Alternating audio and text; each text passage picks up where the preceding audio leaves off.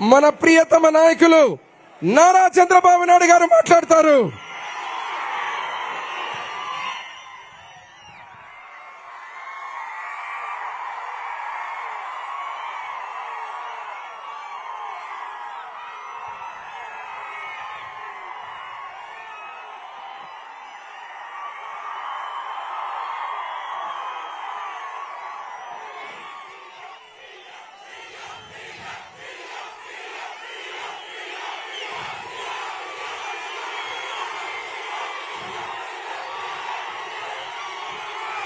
Okay తమ్ముళ్ళు, ఈరోజు నేను ఎమ్మిగనూరుకు వచ్చింది మీకు ఒక భరోసా ఇవ్వడానికి వచ్చాను. మీలో చైతన్యం నింపడానికి వచ్చాను. మద్దతు కోరేందుకే ప్రజాగళం 5వ రోజున మంచి మధ్యాహ్నం మిమ్మల్ని చూస్తే నాకే ఆశ్చర్యం వేస్తా ఉంది. బగబగలాడే ఎండలు కూడా లెక్క చేయకుండా మా తమ్ముళ్ళు, మా అన్నలు, మా చెల్లెళ్ళు ఏమిటి ఉత్సాహం నాకే అర్థం కావడం లేదు. ఎక్కడ పోయినా ఇదే ఉత్సాహం. ఎన్నికల వేడి వచ్చేసింది. జగన్మోహన్ రెడ్డి ఇంటికి పోయే రోజు దగ్గర పడింది. ఇది కేవలం ఒక రాజకీయ ఉత్సాహం కాదు. వైసీపీని ఓడించి ఇంటికి పంపాలని మీలో ఒక కసి ఉంది. మీరు పడిన బాధలన్నిటికీ విముక్తి జరగాలని మీరందరూ కోరుకొని స్వచ్ఛందంగా వచ్చారు. అవునా కాదా? ఈ సభ ప్రారంభించే ముందు మా కుటుంబానికి ఆప్తుడైనటువంటి బివి మోహన్ రెడ్డి గారిని ఒక్కసారి గుర్తు చేసుకుంటున్నాను. ఎన్టీ రామారావు గారితో చాలా అత్యంత ఆప్తులుగా ఉండి మా కుటుంబానికి కూడా ఆప్తులుగా ఉండి ఎమ్మిగనూరుకి ఎన్నో సేవలు అందించి ఒక అవినాభావ సంబంధాన్ని ఏర్పరచుకున్న వ్యక్తి బివి మోహన్ రెడ్డి గారు అని చెప్పి కూడా నేను మీకు తెలియజేస్తున్నా. ఆ ఒరవడి కొనసాగుతుంది. ఆ లెగసీ కంటిన్యూ చేయడానికి ఈరోజు ఇక్కడ జయ నాగేశ్వర రెడ్డి గారు మీ ముందరున్నారు. జయ నాగేశ్వర రెడ్డి గారిని గెలిపించి ఈ నియోజకవర్గాన్ని అభివృద్ధి పట్టంలో పెట్టే బాధ్యత మీదే. ఇంకో పక్క ఒక పేద పంచలింగాల నాగరాజు సామాజిక న్యాయం అంటే ఏదో చేసి చూపించే పార్టీ తెలుగుదేశం పార్టీ. బూటకాలు నాటకాలు ఆడే పార్టీ వైఎస్ఆర్ కాంగ్రెస్ పార్టీ. నేను ఒకటే విషయం ఇక్కడ చెప్తున్నా. ఎన్నికల నోటిఫికేషన్ రాకమునిపే మీ అభిప్రాయం అర్థమైపోయింది.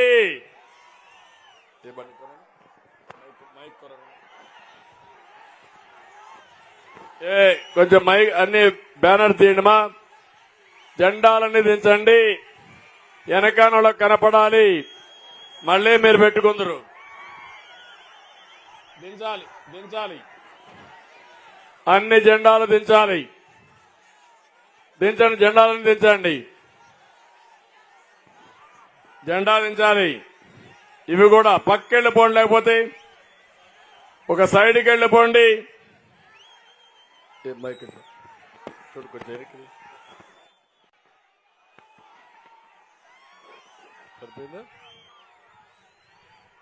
ఈరోజు మిమ్మల్ని చూసినప్పుడు అనిపిస్తుంది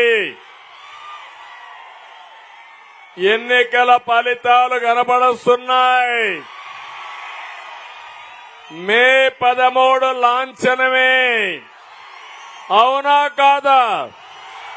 అవునంటే చేలు పైకెత్తండి. నేను చాలా ఎన్నికలు చూశాను. నా జీవితంలో ఇంత ఉత్సాహం ఎప్పుడూ చూడలేదు. ఇంత కసి కూడా నేను ఎప్పుడూ చూడలేదు. 83లో తెలుగుదేశం పార్టీ పెట్టినప్పుడు 94 ఎన్నికల్లో ఇంత కసి చూశాను. ఈసారి ఎన్నికల్లో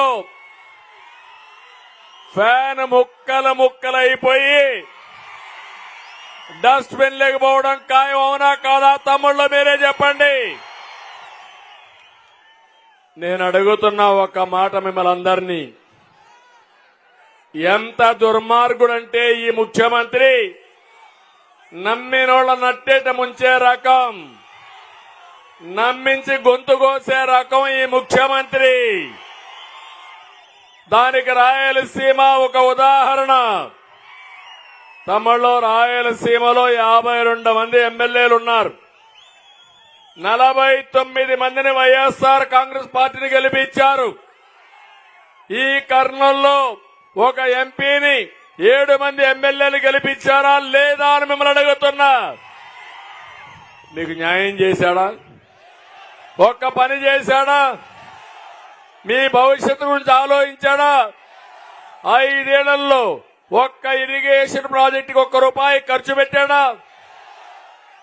ప్రత్యేకంగా రాయలసీమకు నీళ్లుంటే రతనాలు పండించే రైతాంగం ఇక్కడ ఉన్నారు. ప్రత్యేకంగా మన యొక్క కర్నూలు అన్ని ప్రాంతాల కంటే నీళ్లు లేకుండా బాగా వెనుకబడిన ప్రాంతం ఈ కర్నూలు పార్లమెంటు. మంత్రాలయం గాని, ఎమ్మిగనూరు గాని, డోన్ గాని, ఆదోని గాని ఈ ప్రాంతాలన్నీ కూడా బాగా వెనుకబడి ఉన్నాయి. కనీసం నీళ్లు ఇవ్వాలని ఆలోచించాడా అని మిమ్మల్ని అడుగుతున్నా. నేను రాయలసీమలోనే పుట్టాను, చిత్తూరులోనే పుట్టాను. 68,000 కోట్ల రూపాయలు ఖర్చు పెట్టారు ఒక్క సాగునీటి కోసం. రాయలసీమకు 12,000 కోట్లు ఖర్చు పెట్టాను. నేను సవాల్ విసురుతూ నిన్నే వచ్చాడు, మేము సిద్ధమని. మా వాళ్ళు అంటున్నారు మేము సిద్ధం నిన్ను ఓడించడానికని. ఎంత దుర్మార్గుడంటే ఈ రోజే నేను ఒకటి చూశాను. ఒక ఫేక్ ఫెలో ఈ ముఖ్యమంత్రి. ఎందుకు పనికిరాని దద్దమ్మ ఈ ముఖ్యమంత్రి. బాబాయిని నేను అడుగుతున్నా, ఇక్కడుండే వాళ్ళని, ఊ కిల్డ్ బాబాయ్, ఊ కిల్డ్ బాబాయ్, ఊ కిల్డ్ బాబాయ్. ఏమమ్మా ఊ కిల్డ్ బాబాయ్? తమిళలో ఊ కిల్డ్ బాబాయ్. మీకందరికి అర్థమైపోయిందా? ఎవరిది గొడ్డలు అర్థమైందా? ఇక్కడొచ్చి చెప్తున్నాను నేను చంపేశానంట. అంటే ఎంత పనికి మాలిన వ్యక్తి అంటే, ఎంత చెత్త మాటలంటే, ఎన్ని సొల్లు కబుర్లంటే అంత దారుణంగా మాట. మీకు కోపం రాదు అంటే చంపిన వాళ్ళకి ఎంపీ సీటు, చచ్చిపోయిన బాధితులకి జైలు పరీక్ష. సునీతను మీరు చూశారు, చెల్లెలే. ఆ చెల్లెల పైన కేసులు పెట్టాడు. ఇంకో పక్క చంపిన అవినాష్ రెడ్డి, అతనికి ఎంపీ సీట్ ఇచ్చి వాళ్ళ నాన్న సాక్షిగా అబద్దాలు చెప్పే పరిస్థితికి వచ్చాడు. ఇది కలియుగం అంటాడు. నేనదే అంటున్నా, మా కర్మ గాని ఆ రోజు గాని ఇలాంటి వాళ్ళు వస్తారని ఎవ్వరూ ఊహించలేదు. ఆ కలియుగంలో నువ్వు పుట్టావు, ఇలాంటి తప్పుడు పనులు చేయడానికే నువ్వు పుట్టావని చెప్పి కూడా హెచ్చరిస్తున్నా. నిన్న ఒక పని జరిగింది తమ్ముళ్ళు. నా పేరుతో ఒక లెటర్ రాసి సోషల్ మీడియాలో పెట్టారు ఫేక్ ఫెలోస్. వైఎస్ఆర్ కాంగ్రెస్ నాయకులు పెడితే నేనేదో బీజేపీతో తాత్కాలిక పొత్తని ఒక ఫేక్ న్యూస్ పెడితే నేను చెప్పా, ఎదవల్లారా మీకు బుద్ధి లేదు, సిగ్గు లేదు, ధైర్యం అంటే ముందుకు వచ్చి మాట్లాడండి, ఈ ఫేక్ వార్తలు పెట్టొద్దన్నాను. నిన్న మళ్ళా ఈరోజు ఇది తాత్కాలికమని మళ్ళా నా మీద పోస్ట్ పెడతారు. అంటే మీరు గుర్తుపెట్టుకోవాలి, టెక్నాలజీ ఉపయోగిస్తున్నారు, తప్పుడు వార్తలు మీకు చేరేస్తున్నారు. ఉన్నది లేనట్టు, లేనిది ఉన్నట్లు మాయ చేసే మాయగాళ్ళు వచ్చారు, మోసగాళ్ళు వచ్చారు. అందుకే నేను అడుగుతున్నా, ఇక్కడ అభివృద్ధి జరిగిందా? అభివృద్ధి కరువు ఉందా లేదా? మీకు తాగడానికి నీళ్లున్నాయని అడుగుతున్నా. ఇది వాస్తవనా కాదా? ఇక్కడ బిందెలతో ప్రదర్శన చేశారు, వాస్తవనా కాదా? కానీ అన్ని ఊర్లకు నీళ్లు ఇచ్చా, నా ముద్ర ఉంది. ఏంటి నీ ముద్ర? ఎక్కడుంది నీ ముద్ర? తాగడానికి మంచి నీళ్లు ఇవ్వలేని నువ్వు నా ముద్ర గురించి మాట్లాడతావా? నువ్వు ఈ ప్రాంతంలో ఒక్క తట్ట మట్టిని నువ్వు మినమేషాలు లెక్కేస్తూ ఇవన్నీ చేస్తావా? రాయలసీమలో 102 ప్రాజెక్టులు క్యాన్సిల్ చేశాడు. ఇంకో పక్క నేను 12,000 కోట్లు ఖర్చు పెడితే ముష్టి ఖర్చు పెట్టింది 2,000 కోట్ల రూపాయలే. ఇంకో పక్క మీరు చూస్తే లిఫ్ట్లన్నీ కూడా పాడైపోయినాయి. గురు రాఘవేంద్ర నాకు బాగా జ్ఞాపకం. మోహన్ రెడ్డి కలిసినప్పుడంతా కూడా నన్ను అడిగిన ప్రాజెక్టు గురు రాఘవేంద్ర.